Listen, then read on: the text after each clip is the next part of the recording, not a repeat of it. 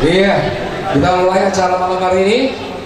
Assalamualaikum warahmatullahi wabarakatuh. Kurang semangat masa anak muda, kurang semangat. Sekali lagi, Assalamualaikum warahmatullahi wabarakatuh. Alhamdulillah. Terima kasih kawan-kawan telah datang. Saya selaku apa ya kalau kata Naswa, rumah ya, owner dari KP Rumah Depanas Dalam, pertama-tama mengucapkan selamat datang di KP Rumah Depanas Dalam Banjarmasin. Tepuk tangan dulu. Iya, terima kasih. Dan tentu saja terima kasih yang sebesar-besarnya kepada Bapak Mardani Haji Maming. Tepuk tangan. Nah, nanti kita akan dapat banyak dari kegiatan ini, kiat-kiat bisnis yang akan beliau bongkar. Mudah-mudahan dari apa yang beliau jelaskan kita bisa mendapatkan inspirasi, terutama kawan-kawan para pengusaha muda, ya. Bagaimana kiat sukses beliau mulai dari awal sampai beliau menjadi sukses seperti saat ini.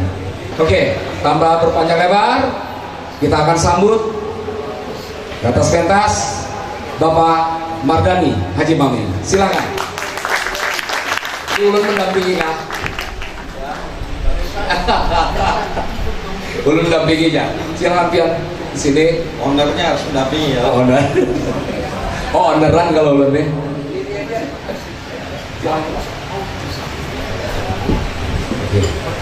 Satu. Silakan Pak Mardani bisa bercerita tentang bagaimana perjalanan karir Bapak hingga sebelum bilang tuh benar lah. Kita mau bilang bapak-bapak tuh kayak Pak Pian sampai menjadi seperti sekarang. Yang belum tahu, Pian sepertinya seperti pemuda kebanyakan di Kalimantan Selatan. Jadi ingat seperti kata-kata Mario Teguh bahwa pemuda cerdas katanya bisa dikalahkan oleh pemuda biasa-biasa saja, tapi yang melakukan sesuatu. Jadi kepintaran, kecerdasan bukan sebuah ukuran, tapi usaha dan kerja keras adalah kunci sukses segalanya. Kira-kira kayak itu Lola. Tepuk tangan dong. Oke, silakan Abang kita Mardani bisa menceritakan. Ya, izin berdiri. Yang saya hormati owner Depanas Dalam, Bang Hadi. Yang saya hormati pengurus HIPMI, BPD HIPMI, PLT Bang Ilham, dan dari BPP Bang Basir, Nasar sama Ipin tahunnya. Dan yang saya hormati semua yang hadir di sini. Mungkin di sini banyak pengusaha-pengusaha, saya mungkin bisa dapat masukan dah. Di sini kebanyakan pengusahanya apa? Startup atau rumah makan atau kafe atau apa? Hah? Jasa. Oh ya, jasa yang lain.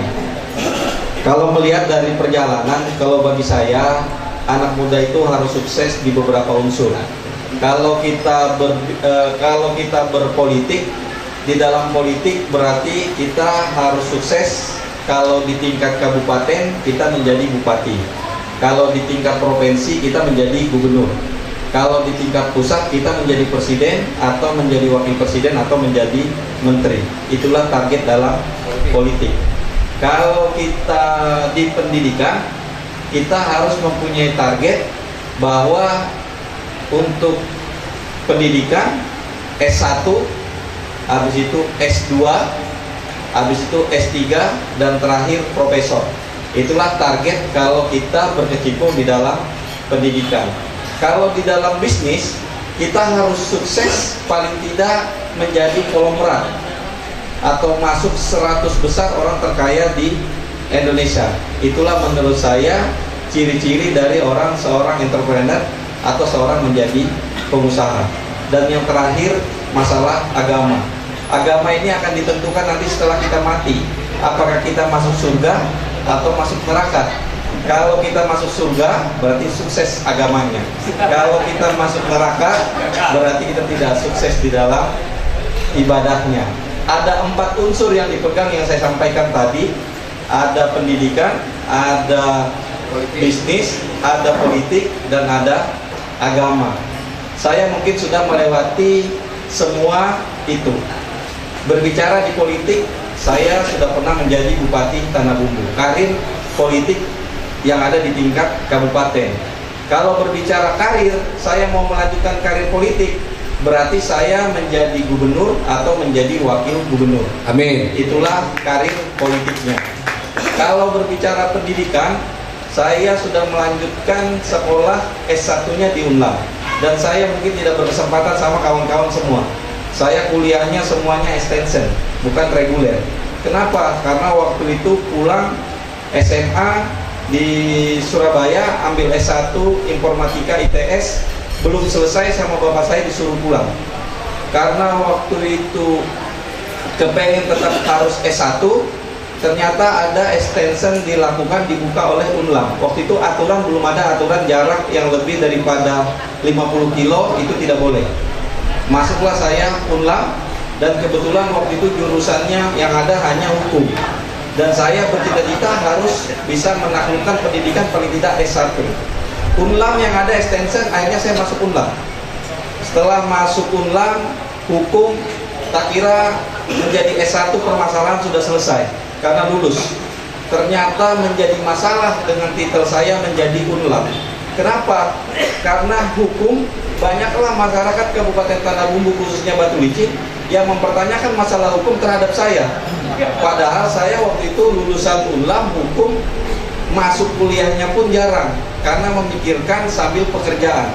Tidak mempunyai kesempatan seperti kawan-kawan yang sudah pernah kuliah, yang betul-betul konsentrasi hanya kuliah. Sehingga tidak nyambung antara bisnis.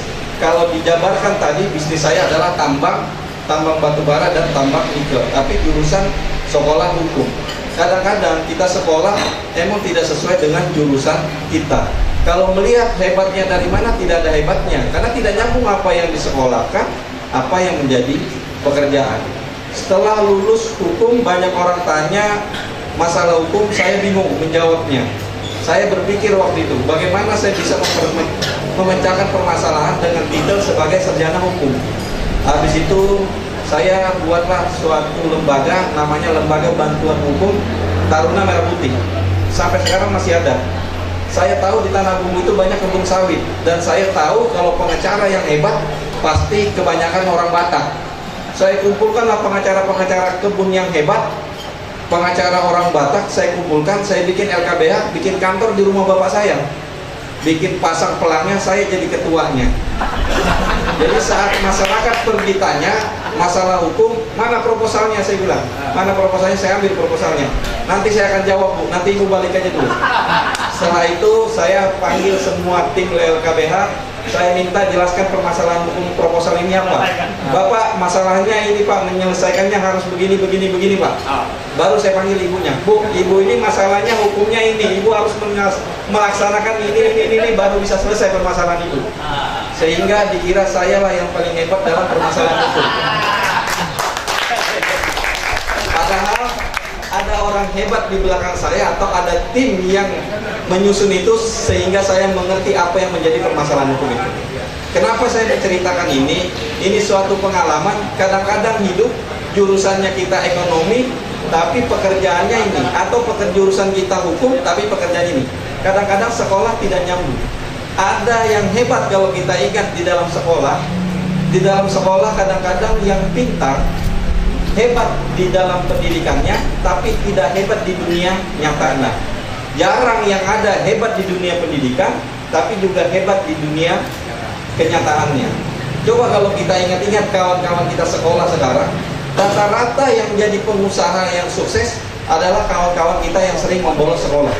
Pokoknya lambuntak gitu ya malah. Dan rata-rata kalau yang pintar dalam sekolah, rata-rata menjadi pegawai bank, dosen, atau menjadi PNS. Yang saya sampaikan ini betul apa tidak? Betul. Berarti apa yang saya rasakan sama dengan kawan-kawan semuanya. Jadi kadang-kadang untuk menjadi pengusaha bukan butuh kepintaran, tapi butuh kecerdasan dan juga butuh keberanian. Karena pengusaha itu adalah pilihan hidup yang tidak tenang. Kalau pegawai kan sudah jelas, Gaji setiap bulan sudah tahu, memanajemennya pun gampang. Bahwa kita penghasilan 2 juta, kredit sepeda motor 500.000, habis itu bayar anak sekolah 200.000, bari mamanya misalnya 1 juta. Sehingga kalkulasinya sudah gampang kita menghitungnya karena mendapatkan kepastian hukum. Tapi di dalam bisnis banyak yang kita hadapi. Salah satunya adalah persaingan bisnis. Persaingan bisnis tidak melihat kecil maupun besar, semuanya tetap ada persaingan. Mungkin nanti semua yang ada di sini kita bisa sambil berbicara atau sambil mengobrol dan memecahkan masing-masing pengalaman, dan saya akan menyampaikan pengalaman saya yang saya alami di dalam berbisnis, dan saya akan sampaikan juga pengalaman saya di politik, dan saya juga akan sampaikan pengalaman saya di pendidikan. Kalau di pengalaman agama, guru-guru agama yang paling pantas untuk Anda datangi. Mungkin itu yang bisa saya sampaikan. Terima kasih atas waktunya, dan di sini saya mungkin lebih banyak kepengen berdialog kepada hadirin yang hadir di sini. Mungkin terima kasih. Iya, terima kasih. Tepuk tangan untuk Pak Mardhani Haji Mami, Abang Mardhani, luar biasa. Intinya, marilah kita sama-sama menjadi anak sekolah yang buntat, biar menjadi sukses di belakang. Kira-kira itu lah. Oke. Karena dengan kebuntatan ternyata ada banyak yang sukses. Banyak membolos, banyak kalau membolos, ya kan? Jadi buntat, nakal, biasanya sukses akan menjadi seorang pengusaha. Oke, kira-kira ada 4 unsur yang dijelaskan Pak Mardhani tadi. Tinggal Anda memilih mau menjadi pengusaha, politikus, di bidang pendidikan, atau di bidang agama. Pilihan adalah pada Anda. Beliau tadi hanya menginginkan bahwa malam ini beliau ingin banyak berdialog, menyerap aspirasi, masukan dari Anda. Mungkin beliau bisa memecahkan masalahnya kalau ada masalah. Oke, kita langsung aja. Yang ingin bertanya, yang ingin menyampaikan sesuatu, sebutkan nama. Kita bagi dulu session. Ada 2 orang dulu, 2 orang penanya. Silakan. Assalamualaikum warahmatullahi wabarakatuh. Nama saya Rangga dari Mostri Project Indonesia di bidang jasa pencucian sepatu. Yang saya pertanyakan di sini, Pak, sesuatu yang kita jalankan itu biasanya ada prinsip terus fokus dan totalitas. Nah, di sini realitanya di lapangan, ketika kita melihat peluang-peluang yang ada di masyarakat dan di dunia bisnis, itu ada peluang dan potensi, Pak. Nah, di sini saya pernah mendengar orang itu harus fokus sehingga sesuatu akan dihasilkan dengan jerih payah dan paluhnya jalan lompat. Nah, yang takut akan lampion ini, apakah bisa kita dengan beberapa bisnis yang kita punya, semisal saya satu bisnis yang sekarang saya fokuskan, apakah kita bisa juga sukses seperti apa yang kita dapatkan di bisnis yang pertama yang kita jalankan? Pertanyaannya itu aja, Pak. Terima kasih. Artinya gini, Ya, terima kasih. apakah perlu berbagai bisnis, apa cukup satu bisnis gitu ya? Betul.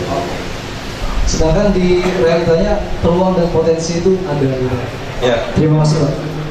Bismillahirrahmanirrahim. Assalamualaikum warahmatullahi wabarakatuh. Terima kasih atas kesempatannya. Nama saya Ahmad Ramadan dari BPC HIPMI Kabupaten Baru, Sulawesi Selatan.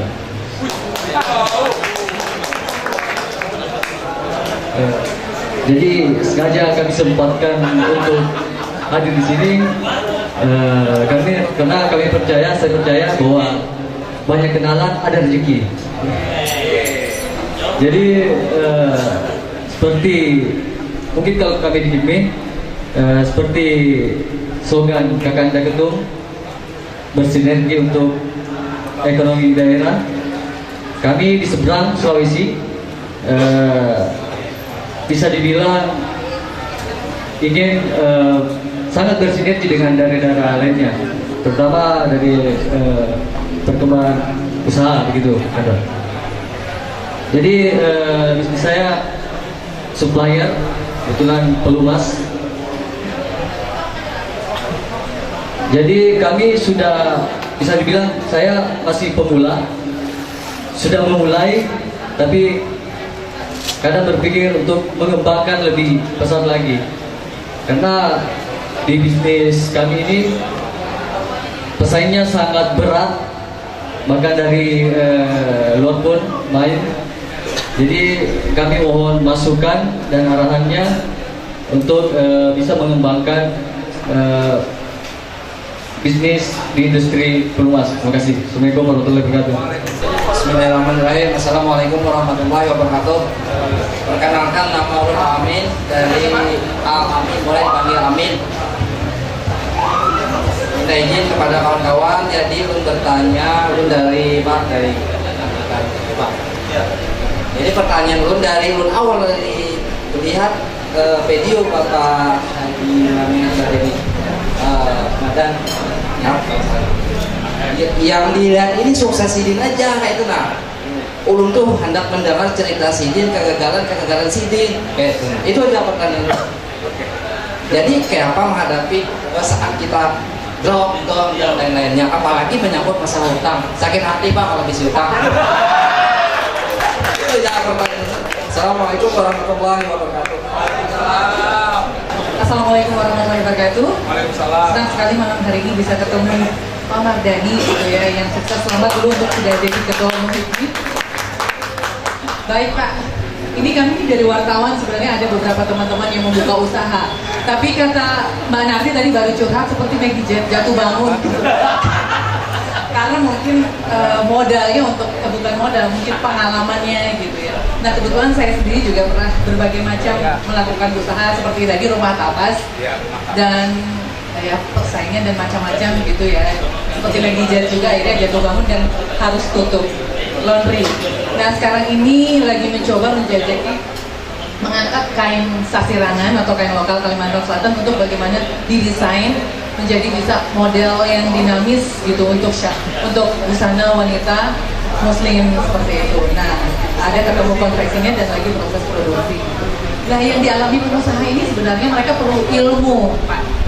Nah bagaimana mengangkat posisi jadi pengusaha itu kan untuk angkat pasar gimana, model gimana, artinya memang macam-macam ilmu yang bisa harus diserap oleh para pengusaha.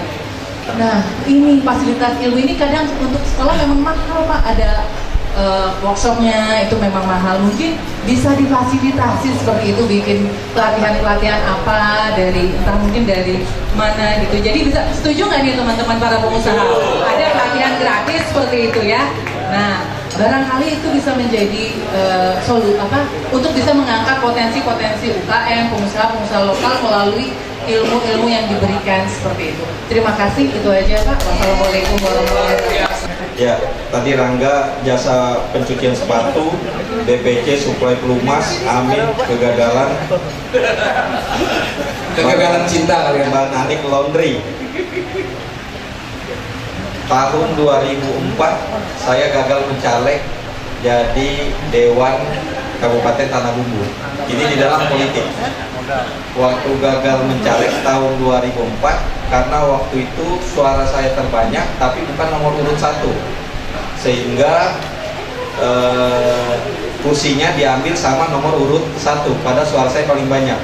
Sehingga di sana setelah saya berpikir bahwa untuk menjadi dewan di tingkat kabupaten harus menjadi ketua kabupaten atau ketua partai kabupaten, berarti itu target.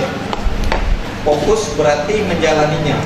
Setelah saya fokus menjalani politik di karir politik, target menjadi ketua partai dan terbukti saya menjadi ketua partai waktu itu tahun 2005, ketua PKB, dan itu waktu saya ketua termuda. Pas 2009 ribut Gus Dur dan Muhaimin. Habis itu saya dipecat sama Muhaimin dan saya tidak bisa mendaftar sebagai caleg, padahal saya membangun partai waktu itu mulai dari tahun 2005 sampai 2009, berarti 4 tahun. Ibarat kunci rumah sudah jadi rumahnya, pas mau masuk mendaftar sebagai caleg tidak bisa mendaftar karena dipecat sama Muhaimin, sehingga yang diterima adalah kubu yang sebelah yang waktu itu di 2005 adalah menjadi pesaing saya. Kalau ditanya apakah saya pernah gagal saya di 2004, tapi kegagalan itu menjadi saya fokus, target saya menjadi ketua partai, setelah ketua partai target saya menjadi dewan. Berarti satu itu. Habis itu tahun 2000 saya pulang, saya ingat tuh, saya waktu itu masih narkoba. 2001, 1 tahun saya narkoba, saya berhenti narkoba tahun 2001. Tahun 2000 itu saya disuruh pegang perusahaan sama keluarga saya. Disuruh pegang pelabuhan dan stockpile. Waktu saya narkoba, bangkrutlah bisnis keluarga ini karena saya waktu itu dalam keadaan narkoba. Hancur. Dari hancurnya perusahaan keluarga inilah saya merasa bersalah kepada orang tua saya, karena hancur bisnis keluarga, untuk hidup keluarga semuanya tergantung di sana. Karena kelalaian saya masuk di dalam pergaulan yang salah sehingga menghancurkan bisnis keluarga. Dari situlah saya memulai menyusun bisnis, mulai menerima pupuk, habis itu bawa ke kebun-kebun. Saya sendiri yang pergi ke kebun-kebun, memulai dari awal meniti sampai akhirnya gagal mencalek tadi. Habis gagal mencalek dipanggil sama bupati yang Pak Jerulah, dipanggil sama Pak Bupati. Waktu itu siapa yang caleg suaranya terbanyak tapi tidak duduk, silakan bekerja saja, atau mau menambah silakan. Memohonlah saya waktu itu yuk. Dari situlah saya kerja. Makanya waktu saya jadi bupati juga Pak Jerulah tidak jadi pejabat lagi. Pak Jerulah minta yuk, saya tanda tangani terus. Karena saya ingat jasanya Pak Jerulah. Di samping waktu keluarga saya tidak ada pekerjaan, Pak Jerulah lah yang paling pertama membantu keluarga. Luar biasa. Dan itu pun saya balas waktu saya menjabat, dan sampai sekarang boleh ditanyakan kepada beliau. Dari situlah saya bangun bisnisnya, mulai dari mempunyai yuk. Jadi kalau ditanya gagalnya, saya pernah gagal di dalam bisnis. Di dalam politik saya juga pernah gagal. Di dalam pendidikan saya juga pernah gagal. Saya ditolak sama UNER waktu mau masuk S1. Ditolak sama UNER, akhirnya masuk ke ITS Informatika. Baru masuk ke UNLAM. Habis itu S2-nya Brawijaya, masalah pertahanan. Jadi tidak nyambung semua jurusan. UNLAM hukum, di Brawijaya pertahanan. Habis itu S3-nya saya ngambil UNER. Saya ngambil UNER karena untuk balas dendam, dulu saya ditolak. Sekarang masih melakukan kuliah, tapi sudah punya kartu mahasiswa UNER. Berarti cita-cita dulu ditolak, akhirnya kesampaian juga sekarang. Berbicara lagi masalah bisnis, setelah bangun bisnis, saya bisa menambang, rental alat, akhirnya saya merental alat. Setelah merental alat, habis itu batu sudah kita turunkan. Ternyata bos saya waktu itu tidak dibayar sama bayarnya di Malaysia. Akhirnya saya pun juga ikut tidak dibayar. Itu jatuh lagi.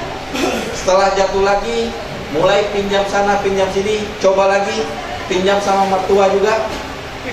Habis itu mulai coba lagi, rental satu alat. Setelah berhasil satu alat, saya langsung leasing alat berat. Leasing alat berat, waktu itu leasingnya 2 tahun. Saya lunasin hanya 1,5 tahun, karena saya tahu yang banyak duitnya itu bukan saya, yang banyak duit itu bank. Ini juga salah satu strategi. Kalau kita mau banyak duit, ya kita harus mendapat kepercayaan dari bank. Waktu itu saya sudah tahu, dalam 2 tahun kredit alat saya lunasin hanya 1,5 tahun. Saya menunggu teleponnya kepala bank, dia nelpon tidak, ternyata dia nelpon, Pak mau leasing alat lagi tidak? Karena saya lunasin 1,5 tahun, padahal 2 tahun. Saya bilang, Pak kepala bank, saya tidak punya sertifikat lagi, kalau mau segel ada, saya bilang. Kata kepala bank, enggak apa-apa Pak, yang penting Bapak ada agunannya segel pun oke. Akhirnya saya mendapatkan kepercayaan bank. Di samping saya punya IUP, yang dulunya saya hanya punya IUP sendiri, saya sekarang punya perusahaan alat berat. Alat berat di samping saya memakai untuk tambang saya sendiri, saya juga menyewakan buat orang lain. Berarti sudah menjadi 2 bisnis. Bisnis pertama adalah mempunyai izin tambangnya. Bisnis kedua mempunyai perusahaan alat beratnya. Di samping untuk nambang sendiri, juga bisa merentalkan buat tambang yang lain. Berarti 2 bisnis. Setelah bagus, saya leasing lagi armada. Armada, saya bikin lagi perusahaan armada. Di samping buat ngangkut tambang saya saya juga ngangkut tambang orang lain. Berarti sudah 3 perusahaan. Berarti menjadi 1 penghasilan lagi.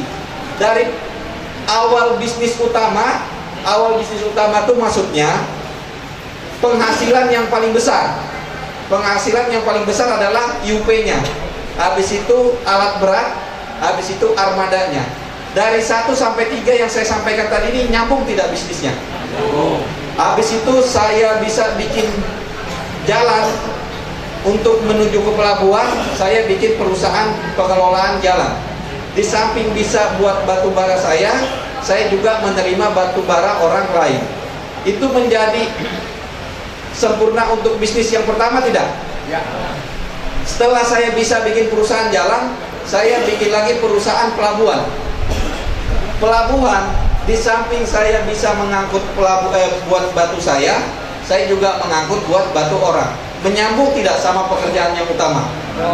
Berarti sudah 5. Habis itu saya bikin perusahaan tongkang. Di samping, ini duitnya tadi dari bank semua nih, karena sudah dapat kepercayaan dari bank, mulai dari 1 alat. Punya kepercayaan, bank melihat pengembangan usaha kita, dia tambahkan lagi pinjaman mulai dari 1 miliar, 2 miliar, 10 miliar, 100 miliar, 200 miliar, berdasar jenjang bisnis kita. Bisa tongkang untuk barang saya sendiri, saya juga mengangkut untuk barang orang lain. Kalau kita menjabarkan dalam bisnis batu bara itu ada IUP, ada alat berat, ada PBM, ada jalan, ada pelabuhan, ada tongkang, ada peser, ada PLTU. Itulah rangkaian bisnis sempurnanya dari tambang. Setelah saya merasa sempurna di bisnis tambang, saya membuka lagi bisnis namanya Mamik 69 yang bergerak di bidang tambang nikel.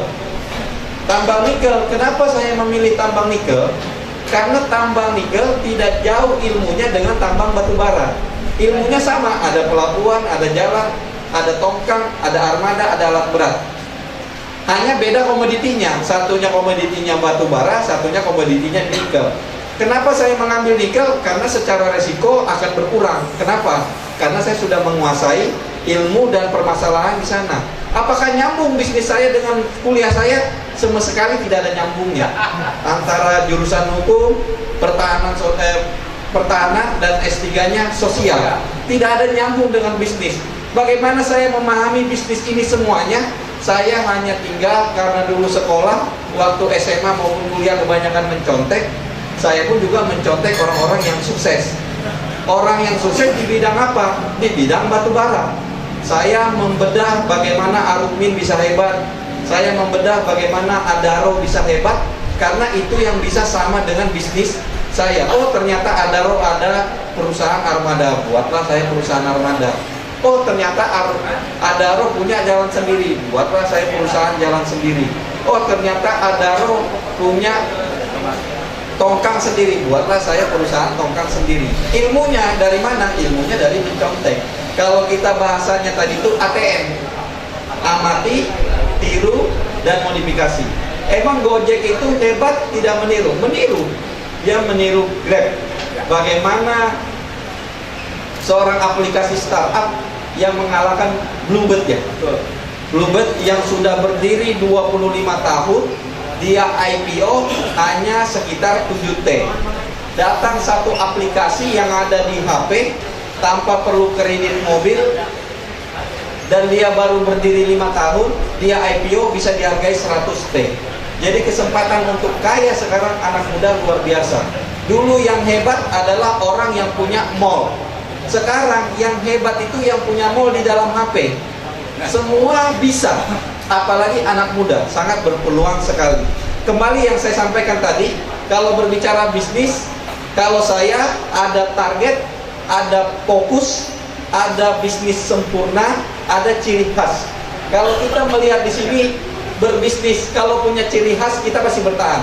Contoh di makanan, kira-kira di Banjarmasin ini rumah makan yang bertahan karena ciri khasnya dari dulu itu aja terus makanannya. Kira-kira rumah makan siapa? Rudi Hermanto masuk tidak? Kira-kira yang saya sampaikan betul tidak? siapa yang bertahan dan fokus, dia pasti akan bertahan. Tapi kalau hari ini jualan pentol, besok jualan tempe, nah itu menurut saya tidak akan bertahan karena tidak fokus dan tidak sempurna. Sempurna yang saya maksud di sini seperti apa? Sempurna itu menjabarkan pekerjaannya, mana bisnis sempurna. Contoh misalnya bisnis laundry. Kalau laundry, kalau kita jabarkan, laundry ini kan bahannya adalah mesin cuci, sabun, banyu, setrika. Berarti dia harus menyempurnakan bisnis itu. Nah, mencontohnya gampang. Misalnya kalau mau jadi pengacara yang hebat, berarti contoh Hotman Paris. Bedah aja Hotman Paris itu kenapa dia bisa hebat. Kalau kita berbicara penyanyi atau band siapa yang hebat? Pasti band yang sempurna. Band yang sempurna itu seperti apa? Contoh Dewa 19, contoh Anang. Kenapa dia bisa bertahan? Karena dia sebagai penyanyi, dia juga pencipta lagu, dia juga mempunyai entertainment, dan dia juga mempunyai dapur rekaman. Sehingga bisnisnya menjadi sempurna. Sehingga saat goyang harga lagu turun atau batu bara misalnya, turun harga batu bara, saya tidak untung di batu bara, saya masih untung di armada. Saya masih untung di jalan transportasi, masih untung di tongkang, dan masih untung di pelabuhan. Sehingga saat orang mau bersaing sama saya, dia tidak bisa bersaing karena saya sudah mempunyai bisnis yang sempurna. Itulah yang tadi kenapa laundry bisa terkalahkan, karena dia tidak membangun bisnis yang sempurna. Mau bisnis besar maupun bisnis kecil, semua tetap ada persaingannya. Dan orang akan mencontoh apa yang kita lakukan. Contoh KP depan Asdalam ini, kalau mau mencontoh bisnis KP yang sempurna, ikut Excelso. Kenapa saya bilang ikut Excelso? Excelso itu adalah punyanya kapal api. Dia punya kebun kopi sendiri. Karena dia tahu bahan bakunya untuk membuka Excelso adalah kopi. Di saat semua orang pada buka, Excelso tidak goyang. Kenapa? Karena dia punya kebun sendiri. Dan dia punya transportasi sendiri. Dan dia punya toko atau KP-KP sendiri. Sehingga bisnisnya menjadi sempurna dan tidak bisa digoyang karena dia mempunyai hilir sampai hulunya. Disinilah saya sampaikan kepada kawan-kawan semua, kalau mau menjadi pengusaha, menjadilah pengusaha yang sempurna dan fokus dan kepada targetnya. Jangan ada duit sedikit, langsung misalnya bisnisnya tambang batu bara. Ada duit sedikit, langsung membuka KP. Tidak nyambung antara bisnis tambang dengan KP. Harusnya sempurnakan dulu bisnis utama. Bisnis utama itu maksudnya bisnis yang menghasilkan duit yang paling besar. Mana yang sudah sempurna, baru nanti mau beralih ke bisnis apa. Kayak saya misalnya buka perumahan properti. Kenapa? Karena di samping karyawan saya banyak, saya untuk membangun buat karyawan saya. Di samping buat karyawan saya juga membuat untuk umum. Contoh kayak seperti jasa pencucian sepatu tadi. Kalau kita berpikir di sini jasa pencucian sepatu berarti bisnisnya jasa. Kira-kira sudah bisa terbenak enggak di dalam pikiran kalau bisnis jasa sepatu ini terobsesinya dari mana? Orang mau koran batas nafas gitu ya Allah. Ya, enggak. Terobsesinya kan pasti melihat orang ada bisnis ini kan. Nah sekarang kira-kira yang bisnis sepatu atau jasa pencucian sepatu ini yang kira-kira lebih hebat dari Anda siapa? Yang terimajinasi dalam Anda. Kalau misalnya itu yang lebih hebat, Anda bedah saja itu pasti ada kelebihannya. Apa kelebihannya? Itulah yang Anda harus taklukkan. Persaingan bisnis pasti akan ada. Siapa yang menjadi bisnis sempurna yang paling pertama, maka dia tidak akan ditaklukkan. Karena walaupun dicontoh, dia tidak akan kalah. Karena dia sudah punya sempurna. Yang mencontoh baru mau membangun kerajaan bisnisnya, tapi sudah kalah bersaing sama kita. Itulah kadang-kadang orang kalah bersaingnya. Kenapa? Karena dia tidak menyempurnakan real bisnisnya. Karena persaingan di dalam bisnis itu adalah sesuatu yang wajar. Mungkin itu, terima kasih. Terima kasih, luar biasa. Ada hal yang perlu kita catat. Tadi kesuksesan itu buntat di sekolahan. Yang kedua mencontek. Jadi rajin dan rajin buntat dan mencontek di sekolahan. Ya. Ada apa kiat tadi Pak yang belum terjawab? Mungkin ada laundry jasa. Cuma mungkin dari Ibu Nani, apakah itu nanti akan menjadi program BIMI ke depannya sebagai ketua umum Pak? Sekolah apa diklat ya, pendidikan dan pelatihan bisnis, terutama untuk Sasirangan dijadikan model busana muslim ya, yang bisa laku dijual. Kira-kira mungkin Pak Badani bisa jelaskan. Ya, terima kasih Bang Budi. Kemarin saya baru ketemu sama Pak CT, Pak Heru Tanjung. Beliau bisnisnya kebanyakan kan media Transmart ya, bisnis utama beliau. Sekarang Transmart. Ya, kemarin waktu kita ke Malang, Mas Aryo tangan kanan beliau ikut. Sekarang dia tidak ikut, kebetulan tadi pas dipanggil Pak CT. Saya nanti mau menggabungkan pengusaha-pengusaha di daerah atau di tingkat provinsi dengan dimentori orang-orang konglomeratnya Indonesia. Di mana Tepuk tangan. disambungkan nanti yang bisnisnya sesuai dengan masing-masing konglomeratnya Indonesia. Misalnya bisnisnya KP, mungkin nanti akan saya mentorkan dengan pemiliknya kapal api, sehingga terbuka wawasannya bagaimana berbisnis KP. Misalnya berbisnis supermarket, nanti mungkin sama Pak CT, atau ada barangnya yang bisa dimasukkan ke Transmart, nanti bisa melalui rekomendasi IPMI. Mungkin itu yang nanti akan dilakukan oleh IPMI. Termasuk nanti pelatihan-pelatihan yang masalah Sasirangan. Nanti akan kita lebih dalami lagi. Mungkin itu. Oke, terima kasih Pak Dari, tepuk tangan sekali lagi.